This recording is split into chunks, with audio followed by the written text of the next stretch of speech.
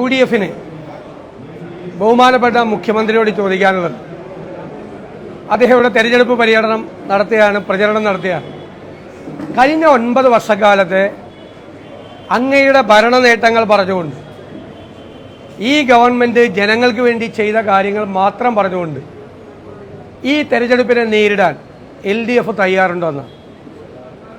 ഈ തെരഞ്ഞെടുപ്പ് പൊളിറ്റിക്കലായി ഈ സർക്കാരിനെ വിലയിരുത്തുന്ന തെരഞ്ഞെടുപ്പാണ് നിലമ്പൂരിലെ ജനങ്ങൾ. അതുകൊണ്ട് സർക്കാർ ചെയ്ത കാര്യങ്ങൾ പറഞ്ഞുകൊണ്ട് തെരഞ്ഞെടുപ്പിനെ നേരിടാൻ തയ്യാറുണ്ടോ? ആ വിഷയങ്ങൾ പറയാൻ തയ്യാറല്ല. കാരണം അതിശക്തമായ വെറുപ്പും എതിർപ്പും ജനങ്ങളുടെ ഇടയിലുണ്ടെന്ന് മനസ്സിലാക്കിയിട്ടാണ് ഇപ്പോൾ പാലസ്തീനായിട്ട് ഇറങ്ങിയിരിക്കുകയാണ്. കഴിഞ്ഞ പാർലമെന്റ് ഇലക്ഷനിലാണ് CAA കുറിച്ചും പാലസ്തീനെ കുറിച്ചും പറഞ്ഞത്. പാർലമെന്റ് ഇലക്ഷൻ കഴിഞ്ഞിട്ട് ഇതുവരെ പിന്നെ പാലസ്തീനെ കുറിച്ച് മിണ്ടിയിട്ടില്ല.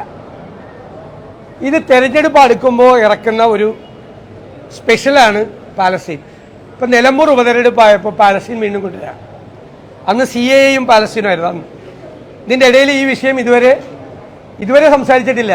ഇതുവരെ ഈ വിഷയം കോൺഗ്രസ് പതിറ്റാണ്ടുകളായി പാലസ്തീൻ വിഷയത്തിൽ പാലസ്തീൻ ജനതയോട് ഐക്യദാർഢ്യം പ്രകടിപ്പിച്ചിട്ടുള്ള പ്രസ്ഥാനമാണ്. മോഡി ഗവൺമെൻറ് വന്നതിന് ശേഷമാണ് ഇസ്രായേൽ അനുകൂല നിലപാടുകൾ എടുക്കാൻ തുടങ്ങിയത്. ആ ഇസ്രായേൽ അനുകൂല നിലപാടുകൾ എടുക്കുന്ന BJPയുമായി ബാന്ധവത്തിലുള്ളവരാണ് കേരളത്തിലെ CPM. ഈ തെരഞ്ഞെടുപ്പിൽ കഴിഞ്ഞ 9 വർഷക്കാലത്തെ ഈ സർക്കാരിൻ്റെ ഭരണം, പിണറായി സർക്കാരിൻ്റെ ഭരണം ഇവിടെ ചർച്ച ചെയ്യപ്പെടും. എല്ലാ കുടുംബങ്ങളിലും ഈ സർക്കാരിൻ്റെ ദുഷ്പ്രവർത്തികൾ മൂലം ഉണ്ടായിരിക്കുന്ന ഇരകൾ ഒരാളെങ്കിലും ഒരു വീട്ടിലുണ്ടാവും. അതുകൊണ്ട് തന്നെ സർക്കാരിനെതിരായ അതിശക്തമായ പ്രതിഷേധമായി ഈ തെരഞ്ഞെടുപ്പ് മാറും. ഇന്ന് ഒരു യോഗത്തിൽ അദ്ദേഹം പറഞ്ഞിരിക്കുന്നത്, അതായത് ജമായത്ത് ഇസ്ലാമിയുമായി UDF കൂട്ടുകൂടുന്നെന്നാണ്. ഞാൻ കഴിഞ്ഞ ദിവസം വ്യക്തമാക്കിയിട്ടുണ്ട്. അവർ വെൽഫെയർ പാർട്ടി ഞങ്ങൾക്ക് പിന്തുണ പ്രഖ്യാപിച്ചു. ഞങ്ങൾ ആ പിന്തുണ സ്വീകരിച്ചു. മുഖ്യമന്ത്രി ഇപ്പം പറയുന്നത് വർഗീയതയുമായി UDF സന്ധി ചെയ്തു എന്നാണ്. അദ്ദേഹം പാർട്ടി സെക്രട്ടറി ആയിരുന്നപ്പോൾ ചെയ്ത ഒരു പത്രസമ്മേളനം ഞാൻ നിങ്ങളെ കേൾപ്പിക്കുകയാണ്.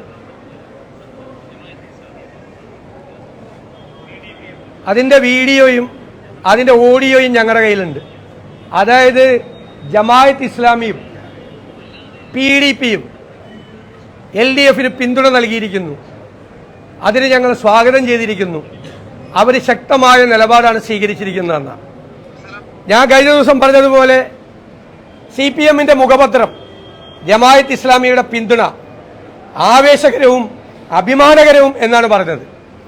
ഈ മുഖ്യമന്ത്രിയെ പോലെ ഒരാൾ കേരളത്തിൽ ഒരു മുഖ്യമന്ത്രി ഇതുപോലെ മാറി പറഞ്ഞിട്ടില്ല. അവരുടെ പിന്തുണ നേടി അന്ന് അധികാരത്തിൽ വന്നാണ് 2006-ൽ. എന്നിട്ട് ഇപ്പം മാറ്റി പറയും 2011-ൽ. അതുകൂടാതെ CPMന്റെ 2 MPമാർ തമിഴ്നാട്ടിൽ, രണ്ടുപേരും ഇവരുടെ കൂടി പിന്തുണയോടുകൂടിയാണ് ജയിച്ചത്. എന്നാൽ മുഖ്യമന്ത്രി പോളിറ്റ് ബ്യൂറോ മെമ്പറല്ലേ, അവരെ രാജിവെപ്പിക്കാൻ തയ്യാറുണ്ടോ? അവർ ഈ വെൽഫെയർ പാർട്ടിയുടെ ഓഫീസിൽ പോയി നന്ദി പറഞ്ഞു. ഞങ്ങൾക്ക് വെൽഫെയർ പാർട്ടിയാണ് പിന്തുണ കൊടുത്തത്. ഇവർ അന്നത്തെ ജമായത്ത് ഇസ്ലാമിയായിട്ടാണ് ഇവർ കൂട്ടുകൂടിയത്. ഇതെന്താ ഇപ്പൊ പച്ചയ്ക്ക് വർഗീയത പറയാണ് CPM. പച്ചയ്ക്ക് വർഗീയത. CPM കേഡറുകളോട്, സ്ക്വാഡുകളോട് പറഞ്ഞിരിക്കുന്നത് വീടുകളിൽ പോയി പച്ചയ്ക്ക് വർഗീയത പറഞ്ഞ് വോട്ട് പിടിക്കാനാണ്. ഓരോ വീട്ടിലും ചെല്ലുമ്പോൾ, പണ്ട് കാലടി ഗോപിയുടെ കഥാപാത്രം പോലെ ഓരോ വീട്ടിലും ചെല്ലുമ്പോൾ ആ വീട്ടിലെ ഏത് മതമാണ് എന്ന് കണ്ടിട്ട് അതനുസരിച്ച് അഭിപ്രായം പറയുന്ന രീതിയിലേക്ക് CPM ഒരു കാലത്ത് കേരളത്തിൽ ഒരു രാഷ്ട്രീയ പാർട്ടിയെ അധപ്പതിക്കാത്ത തരത്തിൽ പച്ചയ്ക്ക് വർഗീയത പറയാം എല്ലാ വീട്ടിലും ചെന്ന്. ഇവിടെ തെരഞ്ഞെടുപ്പിനെ വർഗീയത പറഞ്ഞോ അല്ലെങ്കിൽ വിഷയങ്ങൾ മാറ്റി പറഞ്ഞോ ഈ തെരഞ്ഞെടുപ്പിലെ അജണ്ട മാറ്റാൻ മുഖ്യമന്ത്രിയും CPMഉം ശ്രമിക്കണ്ട. കാരണം ഈ തെരഞ്ഞെടുപ്പിൽ ജനങ്ങളുടെ മനസ്സിലുള്ളത് ഈ സർക്കാരിനോടുള്ള അതിശക്തമായ എതിർപ്പാണ്. ആ എതിർപ്പ് വോട്ടാവും, ഒരു സംശയവും വേണ്ട. UDF നല്ല രീതിയിൽ തെരഞ്ഞെടുപ്പ് പ്രവർത്തനവുമായി മുന്നോട്ട് പോകുന്നു. ഞങ്ങളുടെ വിലയിരുത്തൽ ഉജ്ജ്വലമായ ഭൂരിപക്ഷത്തിന് UDF സ്ഥാനാർത്ഥി ശ്രീ ആര്യാടൻ ഷൗക്കത്ത് ജയിക്കുമെന്ന് തന്നെയാണ്.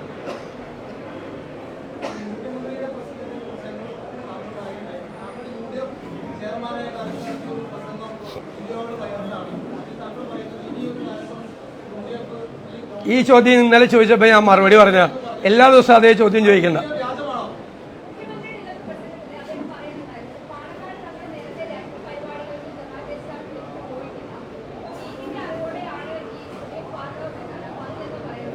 UDF ഈ ഞങ്ങൾക്ക് നൽകിയ പിന്തുണ UDF ഒറ്റക്കെട്ടായി എടുത്ത തീരുമാനത്തിൻ്റെ ഭാഗമായിട്ടാണ് ഞങ്ങളത് സ്വീകരിച്ചത്. UDFൽ ഒരു തീരുമാനമുണ്ട്, എല്ലാവരും കൂടി ഒരുമിച്ചെടുക്കുന്ന തീരുമാനമുണ്ട്. അതിലേക്ക് തോണ്ടാൻ മുഖ്യമന്ത്രി വരണ്ട.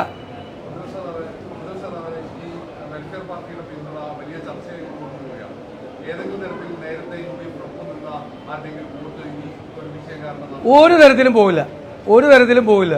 അതിനെ ഏതെങ്കിലും ഒരു രാഷ്ട്രീയ പാർട്ടി രജിസ്റ്റർ ചെയ്തിരിക്കുന്ന ഒരു പൊളിറ്റിക്കൽ പാർട്ടി ഞങ്ങൾക്ക് പിന്തുണ പ്രഖ്യാപിച്ചതിൻ്റെ പേരിൽ ഞങ്ങൾക്ക് എന്തിനാ വോട്ട് നഷ്ടപ്പെടുന്നത്? എല്ലാവരും ഞങ്ങൾക്ക് പിന്തുണ നൽകിയ എല്ലാ വിഭാഗവും ഞങ്ങളുടെ കൂടെ ഉണ്ട്. കൂടുതൽ കൂടുതൽ ആളുകൾ ഞങ്ങളുടെ കൂടെ വരുന്നുണ്ട്. കഴിഞ്ഞ 2021 അസംബ്ലി തെരഞ്ഞെടുപ്പിൽ ഒരാർക്കാ പിന്തുണ കൊടുത്തിരുന്ന ഇവിടെ നിലമ്പൂർ സീറ്റിൽ അന്ന് ഈ മുഖ്യമന്ത്രി ഇവിടെ വന്ന് പ്രചരണം നടത്തിയപ്പോൾ അദ്ദേഹത്തിന് ഒരു കുഴപ്പമില്ലായിരുന്നല്ല.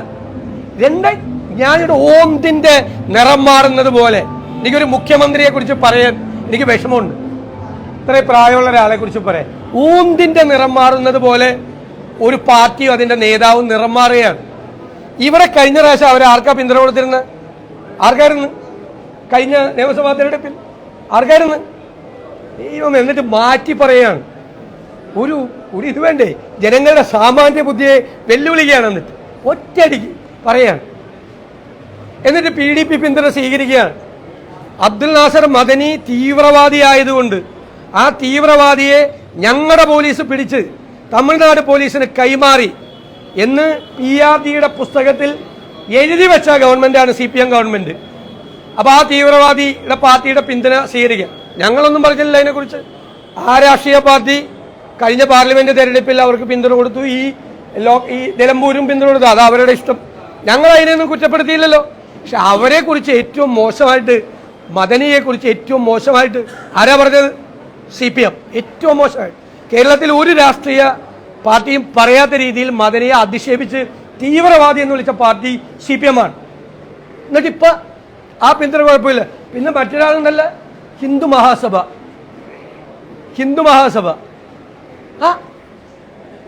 അവരെന്താ മതേതരവാദികളാണോ? CPMന്റെ കൂടെ നിൽക്കുമ്പോൾ മതേതരവാദികളാണോ? ഹിന്ദു മഹാസഭ ആണോ? CPMന്റെ കൂടെ നിന്ന മതേതരവാദി അല്ലേ? എന്നാൽ UDFന് ആരെങ്കിലും പിന്തുണ കൊടുത്താൽ അവരെല്ലാം വർഗീയവാദിയാണ്. അത് കയ്യിൽ വെച്ചാൽ മതി. ജനങ്ങൾക്ക് അറിയാം നന്നായിട്ട്. അതൊക്കെ കഴിഞ്ഞ് ഞാൻ പറഞ്ഞു കഴിഞ്ഞു മറുപടി. നീ വേറെ എന്തെങ്കിലും ചോദിക്കും. ഏതാ?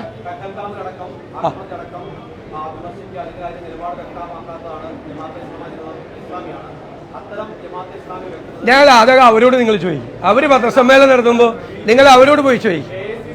നിങ്ങൾ അവരോട് ചോദിക്കുന്നേ, എന്നോട് ചോദിക്കണത്. വേറെ ഏതെങ്കിലും രാഷ്ട്രീയ പാർട്ടിയുടെ കാര്യങ്ങൾ എന്നോട് നിങ്ങൾ അവരോട് പോയി ചോദിക്കും. നിങ്ങൾ അവരോട് ചോദിക്കും, എന്നോട് ചോദിക്കില്ല പ്ലീസ്. അല്ല, അവർ ഞങ്ങളെ പിന്തുണയ്ക്കുന്നു, ഞങ്ങൾ ആ പിന്തുണ സ്വീകരിക്കുന്നു. ഈ 3 പതിറ്റാണ്ട് കാലം അവർ CPMന് പിന്തുണ കൊടുത്തപ്പോൾ ഇതൊന്നും ഇവിടെ ചർച്ച ചെയ്യില്ലല്ലോ. ഒന്നും ചർച്ച ചെയ്തില്ലല്ലോ. ആരും ചർച്ച ചെയ്തില്ല. അവരുടെ ഓഫീസിൽ പിണറായി വിജയൻ പോയപ്പോൾ ചർച്ച ചെയ്തില്ലല്ലോ. കോടിയേരി ബാലകൃഷ്ണൻ പോയപ്പോൾ ചർച്ച ചെയ്തില്ലല്ലോ. അവരുടെ അമീറുമായിട്ട് രാഷ്ട്രീയ ചർച്ച നടത്തിയതിൽ തലയിൽ മുണ്ടിട്ടല്ല പോയതെന്ന് പിണറായി വിജയൻ പറഞ്ഞതിൻ്റെ വീഡിയോ എൻ്റെ കയ്യിലുണ്ട്. തലയിൽ മുണ്ടിട്ടല്ല ഞങ്ങൾ അവരുമായിട്ട് ചർച്ച നടത്തിയത്, അമീറുമായിട്ട് ചർച്ച നടത്തിയത് എന്ന് പറയുന്ന വീഡിയോ എൻ്റെ കയ്യിലുണ്ട്. എന്നിട്ട് ഇങ്ങനെ മാറ്റി പറയുമ്പോൾ ജനങ്ങൾ കാണുന്നുണ്ട്. അത്രയേ ഉള്ളൂ.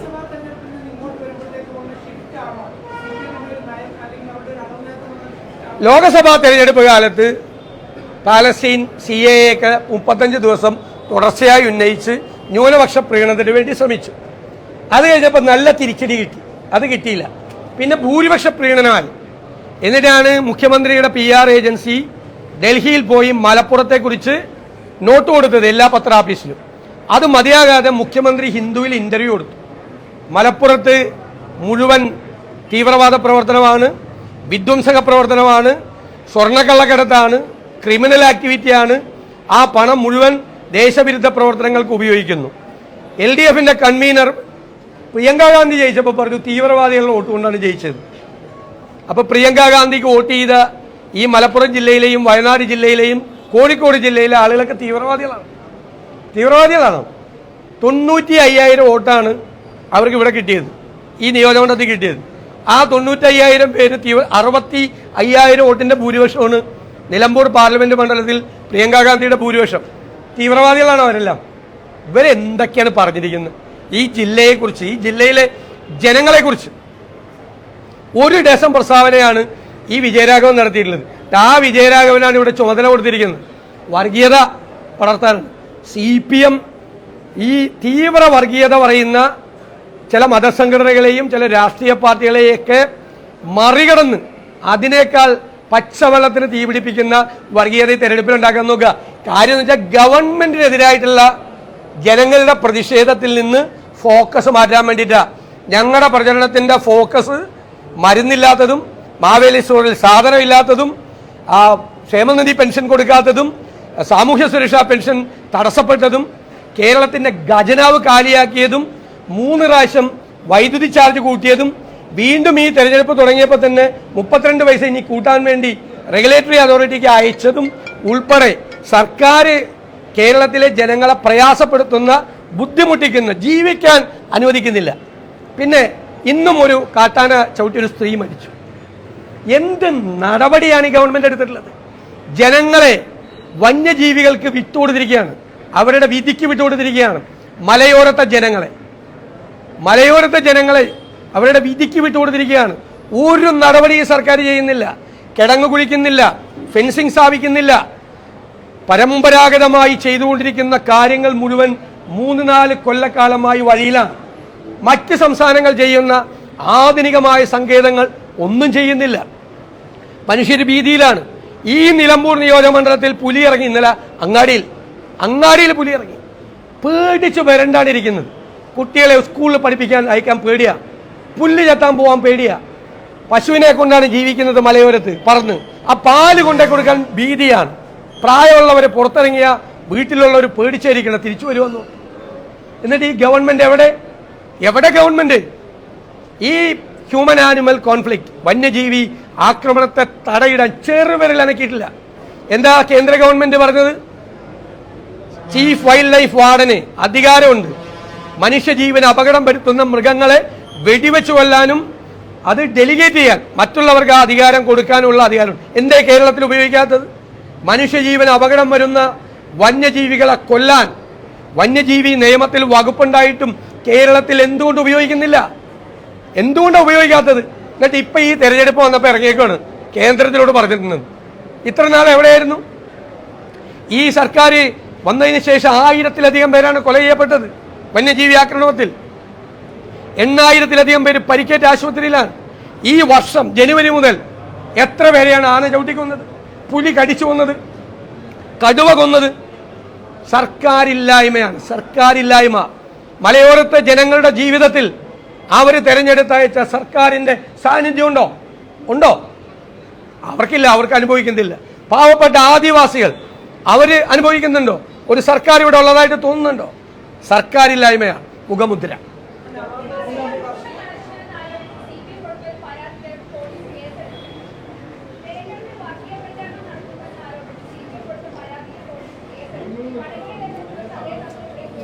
CPM കൊടുക്കുന്ന കേസിൽ പോലീസ് കേസെടുക്കണം വലിയ വാർത്തയാണ്. എങ്ങനെ? തീർച്ചയായിട്ടും ഞങ്ങൾ അവർ വീടുകളിൽ ചെന്ന് ക്യാമ്പയിൻ നടത്തുമല്ലേ. ഞാൻ പറഞ്ഞല്ലേ, കാലടി ഗോപിയുടെ കഥാപാത്രം വീട്ടിൽ ചെല്ലുമ്പോൾ ഒരു വശത്ത് ക്രിസ്തുവിൻ്റെ പടം, വേറെ സ്ഥലത്ത് കൃഷ്ണൻ്റെ പടം. അപ്പോൾ ഹിന്ദുവിൻ്റെ വീട്ടിൽ ചെല്ലുമ്പോൾ കൃഷ്ണൻ്റെ പടം കാണിക്കും, ക്രിസ്ത്യാനിയുടെ വീട്ടിൽ ചെല്ലുമ്പോൾ ക്രിസ്തുവിൻ്റെ പടം കാണിക്കും. അവർ കാലടി ഗോപിയുടെ നാടകത്തിലെ രസകരമായൊരു കഥാപാത്രം. ആ പണിയാണ് ഇപ്പോൾ CPM ചെയ്തുകൊണ്ടിരിക്കുന്നത് എല്ലായിടത്തും. ഓരോ വീട്ടിൽ ചെന്ന് ഓരോ വീട്ടിലെ ജാതി അനുസരിച്ചിട്ട് അവിടെ ചെന്ന് ഇത് പറഞ്ഞുകൊണ്ടിരിക്കുക. അതാണ് ചെയ്തുകൊണ്ടിരിക്കുന്നത്. വർഗീയത, പച്ചയ്ക്ക് വർഗീയത. ആരോട്? ഈ പോലീസിന് പരാതി കൊടുക്കാനാണ്. ഈ പോലീസിന് പരാതി കൊടുത്തിട്ടാ അവർക്ക് ഇഷ്ടമുള്ളവർക്കെതിരെ കൊടുത്താൽ കേസെടുക്കും, അല്ലാത്തവർക്കെതിരെ കേസെടുക്കില്ല. ഞാൻ എനിക്കെതിരായിട്ട് വളരെ മോശമായ രീതിയിൽ സോഷ്യൽ മീഡിയയിൽ അധിക്ഷേപിച്ച് ഒരാൾ പറഞ്ഞിട്ട് കേസ് കൊടുത്തിട്ട് അതിന് കേസെടുക്കാൻ പറ്റില്ല എന്ന് എനിക്ക് മറുപടി തന്ന പിന്നീട് പാവപ്പെട്ട പാർട്ടിക്കാർ കേസ് കൊടുത്ത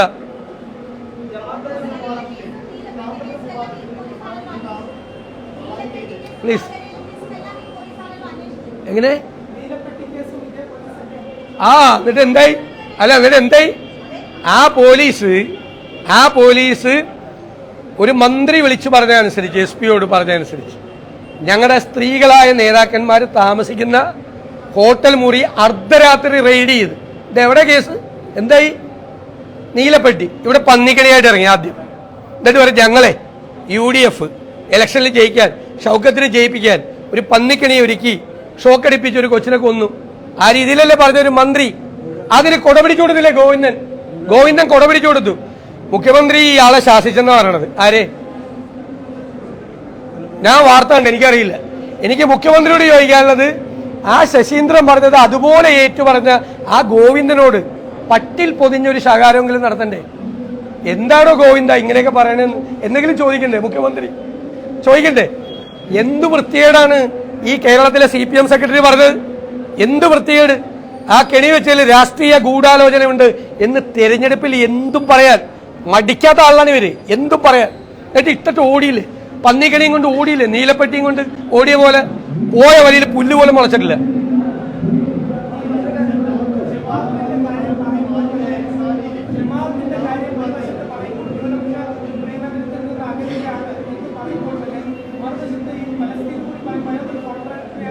അല്ല, അത് വന്നിട്ട് അപ്പുറത്തോട്ട് പിടിക്കാൻ ഇപ്പൊ വന്നേക്കാണ്. നിലമ്പൂര് വന്നിട്ട് അത് പിടിക്കുകയാണ്. അല്ലെങ്കിൽ ഒരു കൊല്ലോട്ട് പറഞ്ഞിട്ടില്ലല്ലോ. പാർലമെന്റ് ഇലക്ഷൻ കഴിഞ്ഞിട്ട് ഒരു കൊല്ലമായില്ലേ? ഇല്ലേ? ഏപ്രിലല്ലായിരുന്നു? ഒരു കൊല്ലമായില്ലേ? ഒരു കൊല്ലത്തിന്റെ ഇടയിൽ എന്തെല്ലാം അതിക്രമങ്ങൾ പാലസ്തീനിൽ നടന്നു, എന്തെല്ലാം അതിക്രമങ്ങൾ ഗാസയിൽ ഇല്ലേ? മിണ്ടിയിട്ടില്ലല്ലോ. തെരഞ്ഞെടുപ്പ് എടുക്കുമ്പോൾ പോക്കറ്റിൽ നിന്ന് എടുക്കുന്ന സ്പെഷ്യൽ സാധനമാണ് പാലസ്തീൻ. CAA കുറിച്ച് 35 ദിവസം പ്രസംഗിച്ച് പാർലമെന്റ് ഇലക്ഷനിൽ 35 ദിവസം. എന്നിട്ട് ആ CAA പ്രക്ഷോഭത്തിൽ പങ്കെടുത്ത ആളുകൾ ഇപ്പോഴും കോടതി കയറി ഇറക്കിടക്കുക. ആയിരക്കണക്കിന് ആളുകൾ അവരുടെ കേസ് പിൻവലിക്കുമെന്ന് പറഞ്ഞിട്ട് പിൻവലിച്ചില്ല. ആയിരക്കണക്കിന് ആളുകൾ കോടതി കയറി ഇറക്കുക.